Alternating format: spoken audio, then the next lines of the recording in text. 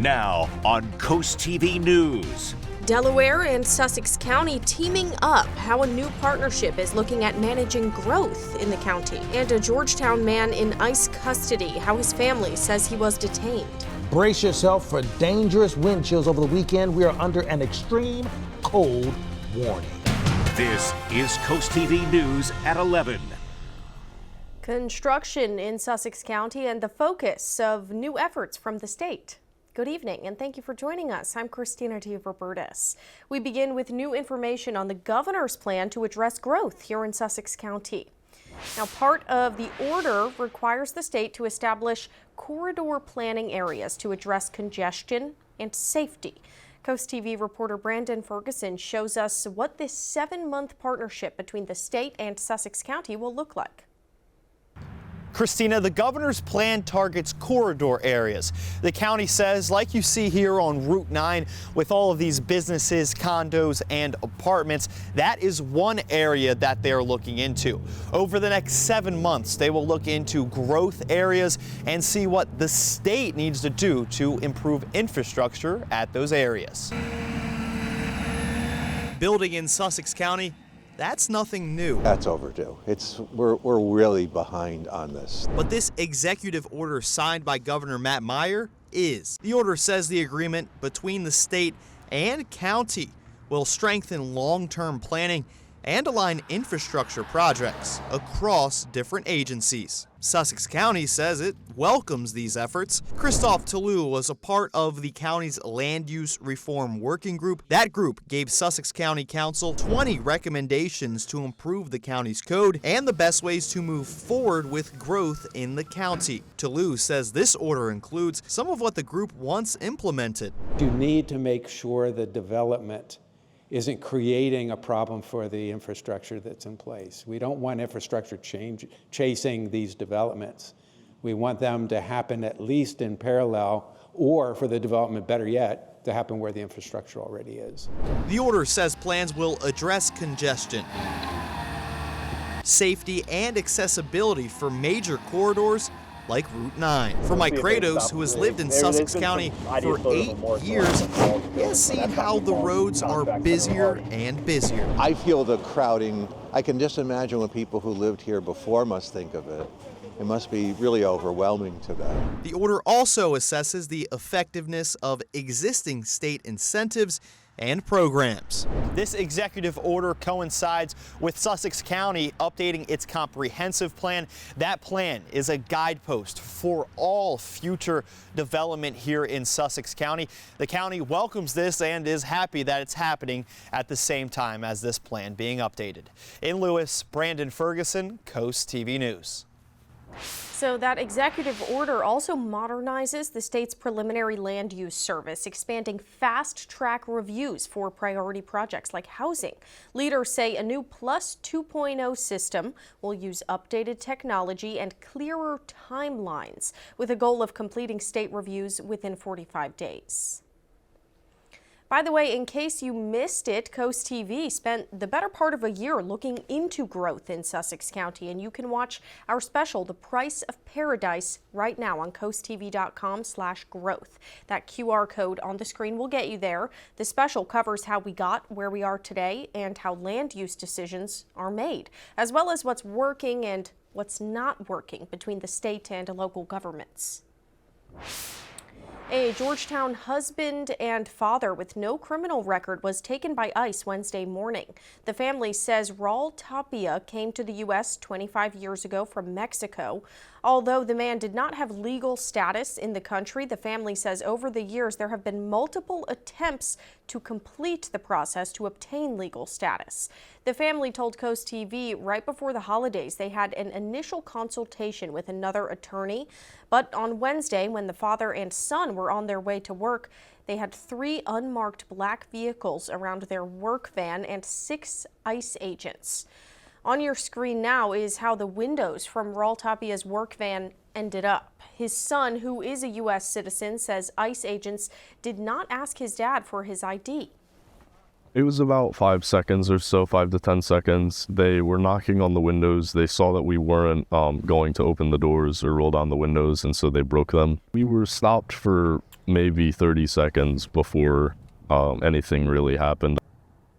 We do have a lot more on this story right now over on CoastTV.com.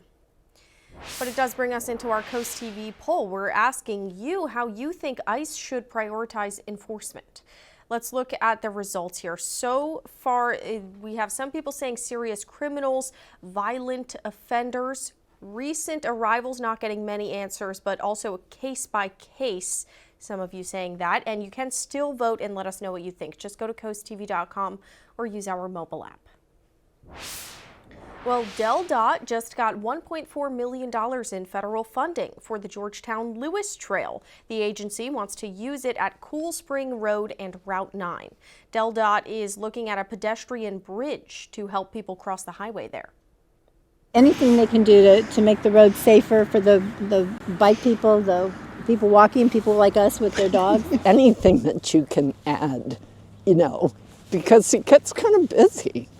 And it gets kind of scary. DelDOT is emphasizing this would only be a preliminary design. There's no definitive timeline on when that would get done. New tonight, we were on the scene of a crash in Ocean View earlier. This was on Atlantic Ave in front of the Royal Farms. It appears at least 2 cars were involved in some sort of rear-end situation. Now, police have not provided details on the crash at this time, but we spoke with someone who lives nearby. They say speeding on the road is becoming a concern. This road has become basically, it's like a highway. It's the major through point that if you're heading east-west, within 20 miles of here, you're on this road, so the traffic and volume is substantial. We have also reached out to Bethany Beach Police and Delaware State Police for some more information on that crash. Well, despite the extreme cold, people have still gathered in Bethany Beach for the rescheduled Fire and Ice Festival. Coast TV reporter Drew Bellinger shows us how people and businesses in town are pushing through the cold. With extreme cold coming, people's plans in Bethany Beach have not changed. We have a small but mighty team on staff. Emily Mace with the Bethany Fenwick Area Chamber of Commerce says the cold wouldn't slow down determined Fire and Ice Festival organizers. It's such a nice show of people who want to all contribute to something again for the community. So it's been really fun to plan, even with any schedule adjustments. That's just how it goes in January or now February. But it's a lot of fun to really see it all come together. May share that while the main ice sculpting and display events here on the Bethany Beach Boardwalk will have to wait until Saturday, display stages like these are already in place here on Hollywood Street. The bandstand on the Bethany Beach Boardwalk will see ice sculptures. People have started gathering on the Bethany Beach Boardwalk ahead of the Fire and Ice Festival, even with the freezing temperatures on the way. While people collect tickets for the Taste of Bethany as part of the festivities kicking off, Phil Lambrinos at the Nori's Sushi Bar and Grill in Ocean City says the cold weather means people want to stay in and order carryout. DoorDash does take a percentage, and we use a lot more plastic. Mike Schoenfeld says he's over the cold and ready to hang up the winter gear. Definitely looking forward to the spring weather. We've had enough winter, we've had snow, we've had ice, ready to go. But first, more extreme cold coming to the coast. For Coast TV News, I'm Drew Bellinger. For exactly how cold it's going to get, let's take a live look into Lewis and turn it over to our First Alert Chief Meteorologist Paul Williams. Right now, we are concerned about widespread extreme cold. We're under an extreme cold warning. Just want to cut to the chase and show you how it's going to feel for Saturday morning. We start off at 0 at 8:30 in the morning. Then by 1:30 in the afternoon, it feels like -5 in Dewey Beach, Fenwick Island, -4. Ellendale, -7, Seaford, -4. We progress throughout the evening time. By late Saturday night, it's going to feel like -8 in Ellendale and Milton, -7 in Long Neck, -7, for example, in Lewis. And then for Sunday morning at 8:30, we're going to wake up to feeling like 10 below zero along the beaches, as well as Millsboro and Georgetown. It's going to feel like 11 below in Ellendale and Lewis, and we're going to clock 12 below, if not worse than that, throughout Melton, as well as all other locations. And also the winds will be howling at about 45 to 50 miles per hour. In our next segment, we'll track the winds that's causing this big problem, Christina. Thank you, Paul. February 13th is the next deadline for Congress before another shutdown, this one for the Department of Homeland Security. But as NBC's Ryan Nobles reports, negotiations are going nowhere, especially now that senators have left town. With just 1 week to fund the Department of Homeland Security, talks between Democrats and Republicans haven't just stalled, they haven't even started. Both sides left for the week, each blaming the other for the stalemate. At least as of right now, not even willing to engage in a negotiation and discussion to try and reach a result. We're waiting for the Republicans, in good faith, to come back to us. Democrats demanded changes to immigration enforcement after the deaths of Renee Good and Alex Preddy, both shot and killed by federal agents during Operation Metro Surge in Minneapolis. Immigration enforcement should be just, it should be fair, and it should be humane. That is not what is taking place right now. Those demands include no masks on ICE agents, getting judicial warrants for certain operations, and staying away from churches and schools. The White House says it's willing to negotiate some of the issues. Others don't seem like they are grounded in any common sense, and they are non-starters for this administration. Republicans say most of the demands are unrealistic. I'm thinking about creating a board game called Fantasyland, where Democrats throw a bunch of ridiculous proposals that aren't going to go anywhere. And Republicans have issues they want to negotiate, like ending sanctuary cities. But that's a non-starter for Democrats. And even if a Department of Homeland Security shutdown were to happen, it will not impact immigration or border operations. That's because their budgets were funded through the next decade through the so-called Big Beautiful Bill. Ryan Nobles, NBC News, Washington. Following the recent release of the Epstein files, the Beau Biden Foundation is encouraging Delawareans to strengthen safeguards for children in schools and neighborhoods. The CEO of the foundation says preventing child sexual abuse starts with adults understanding grooming behaviors. It also starts with organizations having clear policies and the will to enforce them. And we are just getting started. There's more news coming up ahead, including a new group saying it needs workers in Sussex County to have a seat at the table. Who's asking for input? And in just a bit, Paul Williams in our CoastTV First Alert Weather Center. He's got your full forecast. But first, don't let the cold keep you inside this weekend. There are food, festivals, and fun happening all across the coast. We got your cool things to do up next.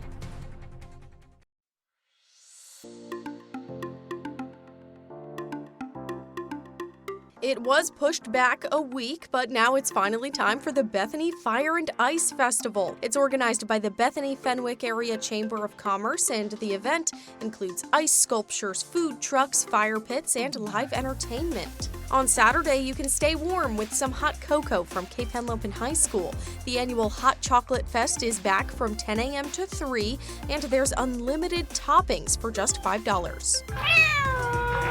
If you're looking for a new furry friend, there are 2 adoption events happening this weekend. All weekend at Brandywine Valley SPCA locations, pick your price adoption fees will be in place. Plus, on Saturday, Humane Animal Partners in Rehoboth is offering $60 adoption fees for adult animals and $60 off puppies and kittens. If the cold weather doesn't scare you, here's how to enjoy the great outdoors this weekend. Saturday at 11 a.m., you can join a winter survivors hike that's starting at the Seaside Nature Center in Lewis. Or Saturday at 4 p.m., you can enjoy a guided hike over the Indian River Inlet Bridge. Also, keep an eye out for the Oscar Mayer Wienermobile. It's going to be cruising around Sussex County all weekend. If hot dogs are not your style, though, you can try a Southern-style 3-course vegan meal. It's at the Sunny Bay Cafe in Rehoboth, Saturday at 10 a.m. It's all a fundraiser for Chief Meteorologist Paul Williams' Walk for Prostate Cancer. You can find a full breakdown of this list. Just go to CoastTV.com and click on Cool Things to Do.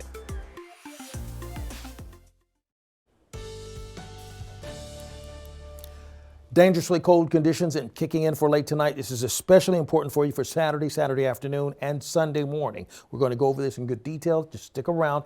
You're going to need to dress in layers and be very, very mindful as you're enjoying the ice sculpting thing and all that stuff in Bethany Beach. It's going to be very cold and very dangerous if you leave your skin exposed for any length of time, to be honest. So we're a bit on the cold side right now in Rehoboth at this point, and we're looking for it to drop down to at least 10 degrees for the overnight low, and that's just the introduction to the cold that we're talking about. High wind warning, meaning that we're talking about 45 to 50 mile per hour wind gusts or worse across the entire interior of the Delmarva Peninsula. Now that's not only for just Sussex County, but Cambridge, Linkwood, Bucktown, Copeland. And then on top of that, we have a storm warning. Now, this is kind of unique because of the combination of the freezing spray warning and the winds.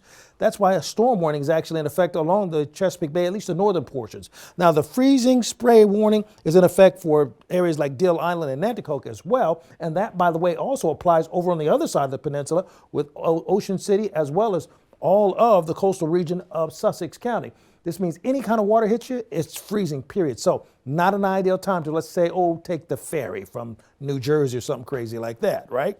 Extreme cold warning is in effect for the entire Northeast, including us here in the Delmarva Peninsula, because we're watching for wind chills well below zero. Now, we got a smattering in the early morning hours from like Saturday morning, 4:30. We may get a little a freckle of a snow flurry or something. That's not the big deal. The big deal is dealing with the cold. Icy spots on untreated roads and bridges, that's another thing to watch out for, so reduce your speed. Look at these winds, 56, 53, 51 miles per hour. That's crazy work, okay? And we're looking for that to happen by Saturday afternoon, making Saturday afternoon much colder than Saturday morning. See, by Saturday afternoon, we're going to be at between 4 to 7 degrees below zero. Then we'll go to 8 below zero Saturday night. Then Sunday morning, say hello to 12 below zero. For example, in Milton, just as a starter. And by the way, Monday, just as a hint, Monday's going to be real cold and below zero as well.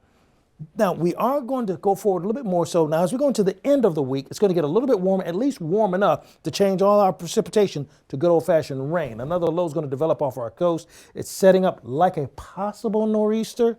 I'm not trying to scare you or spook you, but we're going to be warmer than, let's say, we are right now. So we're going to be above freezing, so at least that's helpful. Recapping tonight, extreme cold and high wind warnings, 22 degrees. Tomorrow, aggressive wind gusts all day long. And then for Sunday morning, we wake up to 12 below zero or worse. And finally, here's a look at your 7-day forecast. Yellow alert day because of the wind, the cold, and the freezing spray for Saturday and Sunday. All right. Thank you, Paul. Well, you're looking now at workforce housing in Lewis. It's called Dutchman's Harvest, one of several developments that aims to provide affordable living to full-time workers in Sussex County. And as CoastTV reporter Emma Aiken shows us, a new committee wants to help better shape growth solutions. Demita Smith is a travel medical assistant from Florida to New York to now Delaware. She knows the struggles of finding housing. What have you found here in Sussex County? Nothing, to be honest with you. Smith says down near the coast where work is just isn't affordable. Right now I'm traveling an hour. I actually stay in Dover, so I'm traveling almost an hour to get here.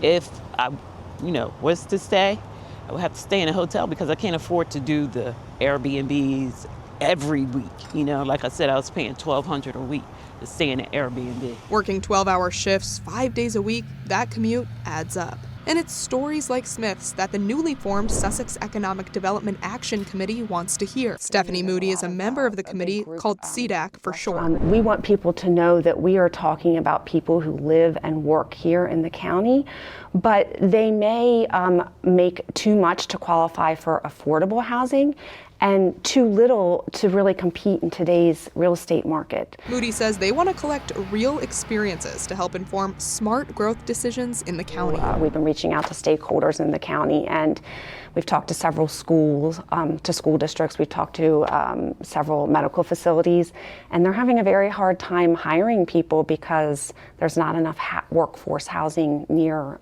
near where they want to work. Right now, the focus is on outreach to help guide future growth decisions. In Sussex County, Emma Aiken, Coast TV News.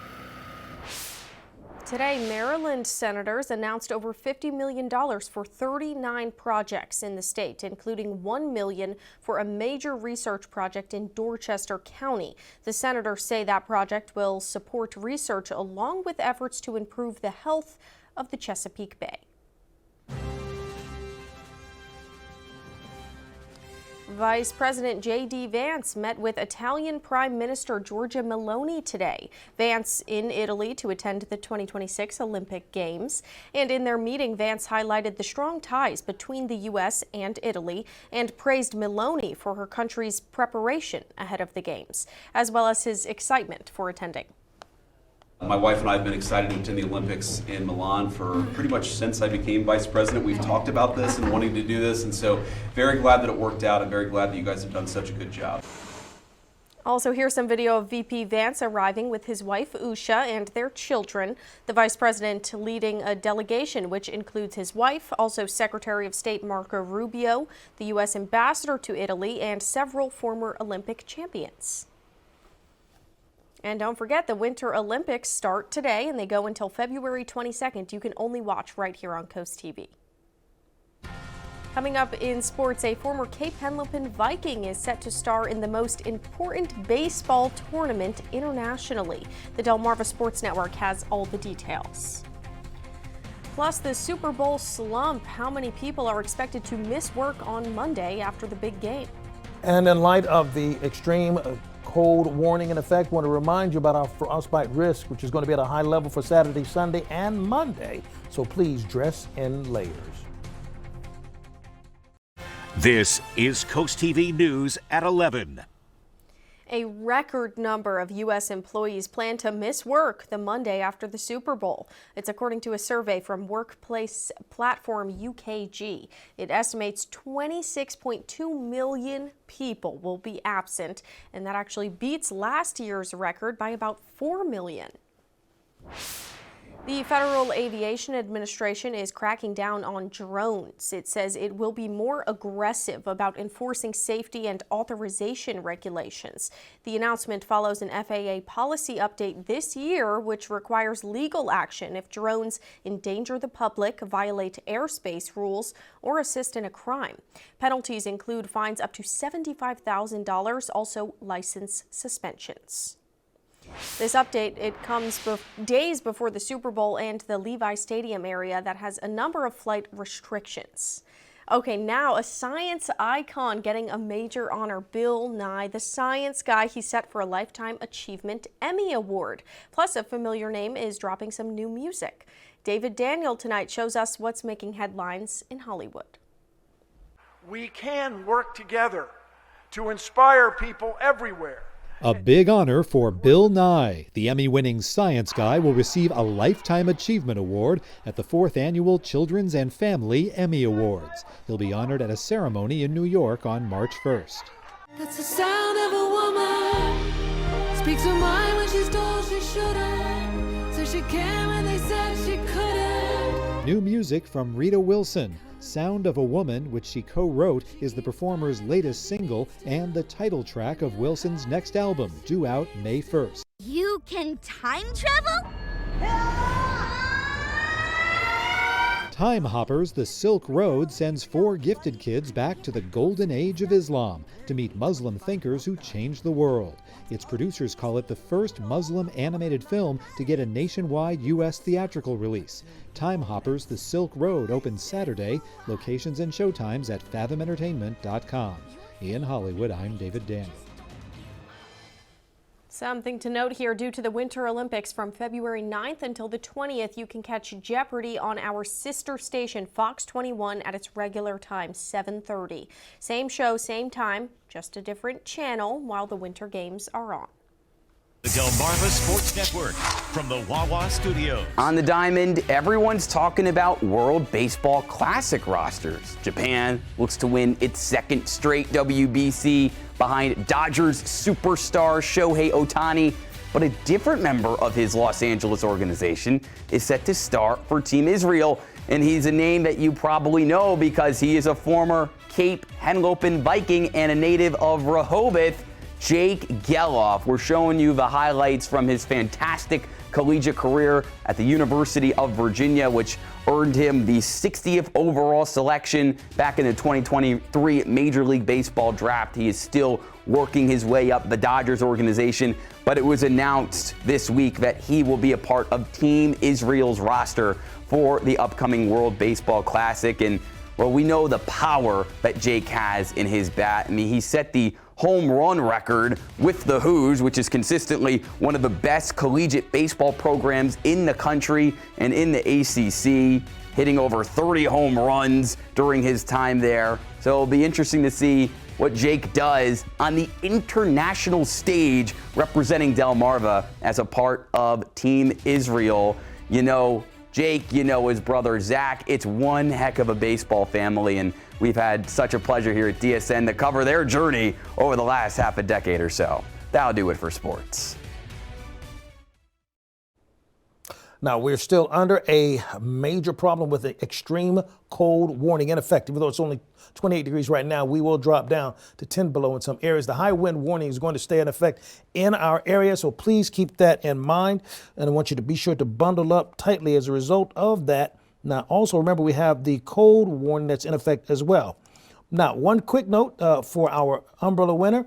Our umbrella winner is actually, come on, computer, there you go, Tommy Ganter of Dagsboro. Congratulations. Keep up with your forecast while calling our weather line, sponsored by the law offices of Bruckstedt, Mandalis, and Federico. And here's a look at your exclusive 10-day forecast, yellow alert day, Saturday and Sunday. Got it. Thank you again, Paul, and thank you for joining us for Coast TV News at 11. You can find more news and weather on our Coast TV News app. The Tonight Show is up next, and we'll see you tomorrow for Coast TV News at 6 p.m. Have a great night.